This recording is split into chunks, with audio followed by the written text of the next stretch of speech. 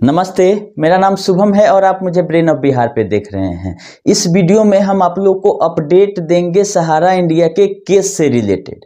पिछले सप्ताह में बहुत सारा केस लिस्ट हुआ था, सुनवाई भी हुआ है कुछ में, तो उसका अपडेट और साथ में अगले सप्ताह में क्या होने वाला है उस केस के बारे में केवल और केवल अपडेट मिलेगा। 6-7 मामले हैं जिसका जानकारी इस वीडियो में हम आप लोग को देने जा रहे हैं। शुरुआत करते हैं जिसका सब लोग को इंतजार है कि 5,000 करोड़ का जो डेट एक्सटेंशन का था उसका क्या हुआ। तो 22 दिसंबर को आईए फाइल किया गया है डेट एक्सटेंशन का सीआरसीएस के द्वारा, लेकिन उस केस का अभी लिस्टिंग नहीं हुआ है। पहला नंबर, कोई आता पता नहीं है कि कब लिस्ट होगा, कब डेट एक्सटेंड होगा कि नहीं होगा। दूसरी बात यह है कि अगर 5,000 करोड़ रुपया ही खत्म नहीं हुआ अभी तक, तो क्या गारंटी है कि अगला पैसा आएगा उसको बांट पाएगी सीआरसीएस, क्योंकि जो पोर्टल का हाल है वो बहुत ही बुरा है और जिसके अगेंस्ट में लोग आंदोलन भी कर रहे हैं दिल्ली में। और 10 तारीख को लोग ये भी बोले हैं कि एक भव्य आंदोलन होने जा रहा है, तो उसका भी हम समर्थन करते हैं, क्योंकि जिस पर्पज से पोर्टल लाया गया था वो पर्पज सॉल्व नहीं होते हुए दिख रहा है। एक आदमी को अप्लाई करने में 500 से 1,000 रुपया कम से कम खर्चा हुआ है और सीआरसीएस का ही अगर माने हम तो 3.5 करोड़ लोग ने अप्लाई कर दिया। तो 3.5 करोड़ का अगर 1,000 से भी गुना करते हैं आप तो 3,000 करोड़ रुपया हो जाता है। तो जिसमें 3,000 करोड़ रुपया अप्लाई कराने में सरकार खर्चा कर दी और बांटी है 200 करोड़। तो जितना लोगों का पैसा एक्सपेंस आ गया है उतना भी पेमेंट पोर्टल से 9 महीना बीत जाने पर नहीं हुआ और अब सीआरसीएस इंतजार कर रही है कि सुप्रीम कोर्ट अगला डेट बढ़ा दे। तो सुप्रीम कोर्ट को भी डेट बढ़ाने से पहले पूछना चाहिए कि 9 महीना में आपने कितना % भुगतान किया। डेट बढ़ाने में तो कोई ऑब्जेक्शन करेगा नहीं, डेट बढ़ ही जाएगा, लेकिन जिस पर्पज से उसको टाइम लिमिट दिया गया था सुप्रीम कोर्ट से, उस पर्पस को पूरा क्यों नहीं की सीआरसीएस और उसका टीम। जब उसी के पैसा से सारा खर्चा चलाना था तो आदमी बढ़ा के और सिस्टम को मतलब दुरुस्त करके भुगतान क्यों नहीं 5,000 करोड़ किया गया। ये कहीं ना कहीं फेल्योर है सीआरसीएस के मैनेजमेंट का। तो इनके खिलाफ में आंदोलन भी बनता है कि आंदोलन हो सरकार के और सीआरसीएस के इस सिस्टम के खिलाफ में, कि जब लोग अपना पोर्टल सही सब सिस्टमेटिक दे चुके हैं, अगर फॉल्ट सहारा के एंड से है तो सहारा पे कार्रवाई करने की जरूरत थी। और आपने डिफिशियंसी भेज के लोगों को परेशान किया है, फिर दोबारा अप्लाई करवा रहे हैं। तो इसलिए आंदोलन का भी हम समर्थन करते हैं। और डेट बढ़ेगा नहीं बढ़ेगा ये जब आईए का सुनवाई होगा तब पता चलेगा। एक नया मामला भी हम आप लोगों को बताए थे कि पिनक पानी मोहंती का केस लिस्ट हुआ था 5 तारीख को। वो केस डिसमिस कर दिया गया है, या बोलिए उसको विड्रॉ कर लिया गया है उनके द्वारा, क्योंकि इन्हीं के मामले में 5,000 करोड़ रिलीज हुआ था। तो कहीं ना कहीं हम उम्मीद लगा रहे थे कि फिर पीआईएल दायर हुआ है तो कहीं इसमें भी सरकार के तरफ से कुछ बोला जाए सहारा के मामले में, लेकिन ऐसा कुछ नहीं हुआ। केस डिसमिस है, एज विड्रॉन लिखा गया है, मतलब केस ही अपने से उठा लिए थे।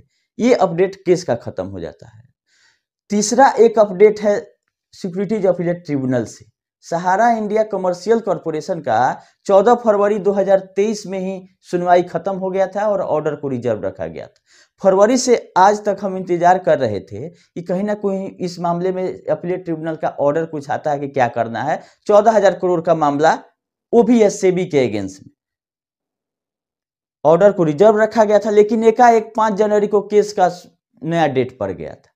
और डेट में दिया गया है कि एक प्रेजाइडिंग ऑफिसर रिटायर हो गए हैं, इसके चलते इस केस को फ्रेश सुना जाएगा और अगला डेट आपका 16 फरवरी दे दिया गया है।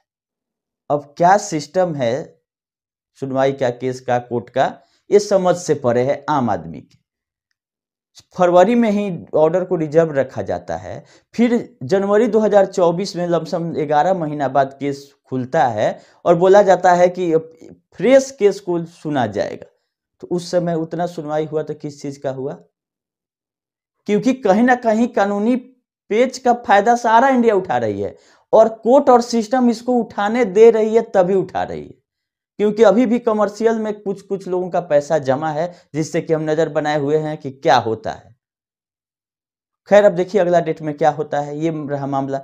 चौथा एक मामला है आईआरडीए में गया है जो सहारा लाइफ का मामला, वो भी 8 जनवरी को लिस्ट हो चुका है ट्रिब्यूनल में, IRDA के वही सिक्योरिटीज एपेलेट ट्रिब्यूनल में का एक ही जगह ट्रिब्यूनल का सुनवाई होता है, उसी में लिस्टिंग दिखा रहा है कि IRDA का जो ये है उसके अगेंस्ट, ऑर्डर के अगेंस्ट में अपील में सहारा गई हुई है। तो 8 जनवरी को उसका डेट रखा गया था। हालांकि इसमें बीच में भी बोला गया था सहारा की तरफ से कि जल्दी सुनवाई कीजिए, कुछ ना कुछ हो सकता है कि बचाने की कोशिश की जाए सहारा की तरफ से, लेकिन सारा कुछ पता चलेगा 8 जनवरी को जब सुनवाई इसकी होगी।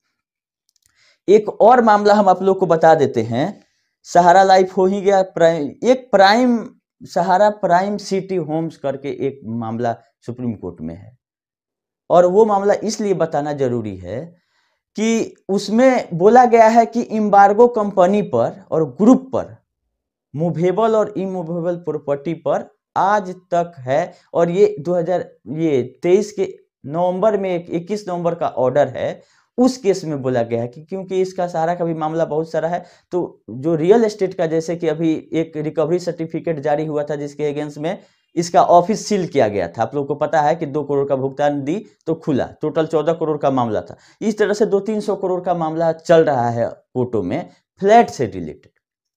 तो फ्लैट टियर जो है उनका मामला है, सहारा प्राइम सिटी और सहारा होम्स करके कुछ कंपनियां हैं इसकी, उससे वो 9 जनवरी को लिस्ट हुआ है सुप्रीम कोर्ट में। और ये बताना इसलिए हम जरूरी समझ रहे थे कि इसके ऑर्डर में लिखा गया था कि कहीं कुछ होता है तो सहारा लेती है, सहारा किसका, सहारा से भी विवाद वाले का।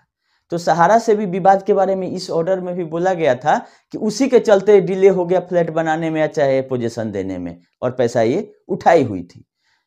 और इसमें ये भी बोला गया था कि एम्बार्गो कंपनी पर आज तक है। तो मेरा एक सवाल है कि 2023 नवंबर दिसंबर तक भी आप बोलते हैं कि एम्बार्गो है, तो जो सहारा हॉस्पिटल बिक रहा है इसमें बिना सुप्रीम कोर्ट गए कैसे ट्रिब्यूनल से ही आप ऑर्डर ले लिए हैं कि हम अपना सहारा हॉस्पिटल बेचने का एग्रीमेंट कर रहे हैं? जब एम्बार्गो है और कोर्ट का ये निर्देश था, ये अर्जी लगाए थे कि हमको जो स्टैट्यूटरी ड्यूज है, मतलब संवैधानिक जो बकाया है या इस तरह का लोन रिपेमेंट, इस तरह का भुगतान करने के लिए हमको आदेश दिया जाए कि संपत्ति बेच के कर दें। तो कोर्ट ने ये आदेश दिया था कि आप जो पैसा बचेगा सहारा सेवी में जमा करने के बाद उस पैसे से आप इस सब लायबिलिटी को भुगतान कीजिएगा।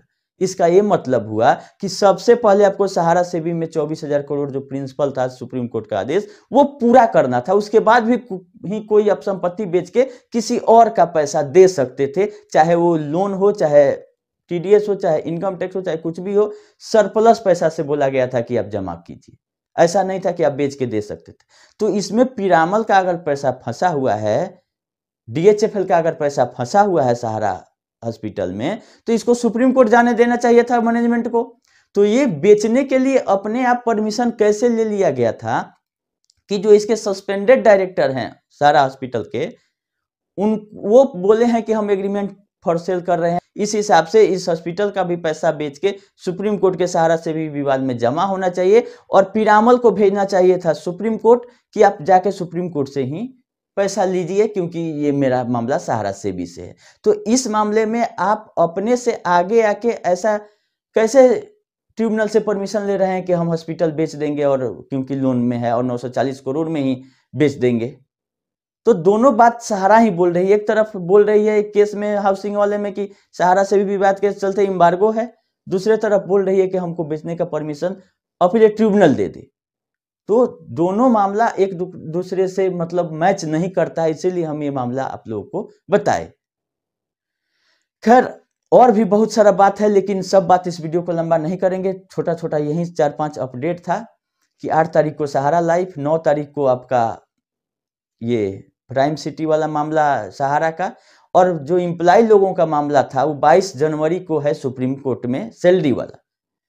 क्योंकि सब लोग अब यूट्यूब का ही सहारा है, सहारा मैनेजमेंट या और कहीं भी कोई भी सोर्स नहीं है, चाहे इंटरनल हो चाहे एक्सटर्नल हो, सहारा से पीड़ित यूट्यूब का ही सहारा है। चाहे लोग गाली दे चाहे कुछ भी करे, यूट्यूब ही ऐसा है कि छोटे मोटे जो भी यूट्यूबर हैं जो सहारा का मामला लेके आते हैं और लोगों को अपडेट करते हैं, उसी क्रम में मेरा भी वीडियो आते रहता है, और हम वही वीडियो लाते हैं जो और सब लोग नहीं बता पाते हैं, क्योंकि बहुत सारा इस पे देखना पड़ता है, सही सही चीज नहीं, तो ऐसा नहीं हो कोई गलत इन्फॉर्मेशन हम आप लोगों को दे दे बिना पढ़े लिखे, बिना अच्छे से उसको जांच पड़ताल किए। तो जो भी वेरीफाइड डिटेल आता है वहीं हम आप लोग को बताते हैं और बताते भी रहेंगे। रहा बात और सब लोगों का बहुत सारा क्वेरी था कि सहारा पोर्टल में क्या करें, 20,000 से ज़्यादा नहीं आ रहा, तो जो भी होगा अब सुप्रीम कोर्ट का डेट लगेगा उसके बाद ही कुछ होगा। बाद बाकी सोल्यूशन के लिए अगर हमको लाइव आना होगा तो जूम का लिंक हम दे देंगे इस वीडियो के डिस्क्रिप्शन में, और बाकी भी ग्रुप में जो लोग जुड़े हुए हैं उनको भी मिल जाएगा। हम वहाँ पे आप लोगों से बात करेंगे डायरेक्टली। हाँ, पर्सनल फोन मैसेज ग्रुप में आप लोग नहीं करें, ये रिक्वेस्ट है। ग्रुप हम नहीं बना रहे थे, अगर बनाए हैं तो कहीं ना कहीं कुछ आप लोगों की मदद के लिए ही बनाए हैं। अब उस ग्रुप को मतलब थोड़ा सा प्राइवेसी रखें, उसमें बहुत लोग देख रहे हैं कि इधर उधर का वीडियो डाल रहे हैं, तो सब वीडियो सब लोग देख लेता है, किसी ग्रुप में शेयर करने की आपको जरूरत नहीं है।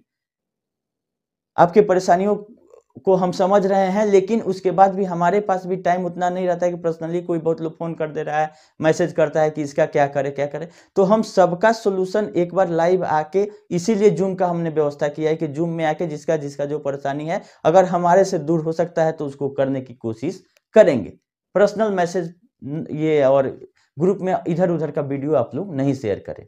ग्रुप का लिंक हम दे देंगे जुड़ने के लिए इस वीडियो में, आप लोग जुड़िए। अगर लाइव आना होगा तो उसका भी जूम का आईडी हम प्रोवाइड कर देंगे। अभी के लिए इतना ही, धन्यवाद।